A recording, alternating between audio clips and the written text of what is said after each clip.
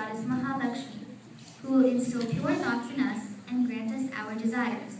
The children on the altar will lead the chanting of the names.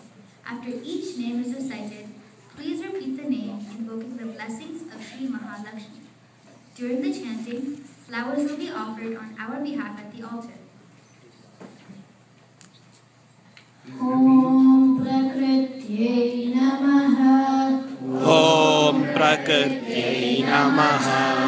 Om Vikrityai Namaha. Om Vikrityai Namaha.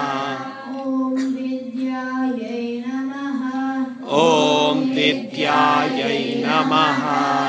Om Sarvabhutahita Pradayai Namaha. Om Sarvabhutahita Pradayai Namaha. Om Shraddhayai Namaha. Om Shraddhayai Namaha. Om Vibhutyai Namaha. Om Vibhutyai Namaha. Om Surabhyai Namaha. Om Surabhyai Namaha. Om Paramatmikayai Namaha. Om Paramatmikayai Namaha. Om Vachai Namaha. Om Vachai Namaha. Om Padmalayayai Namaha. Om Padmalayayai Namaha. Om Padmayai Namaha. Om Padmayai Namaha. Om Shuchayai Namaha. Om Shuchayai Namaha. Om Swahayai Namaha.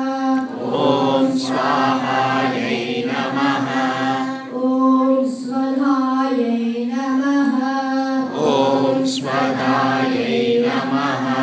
Om Sudhayai Namaha.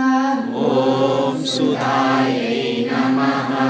Om Dhanyayai Namaha.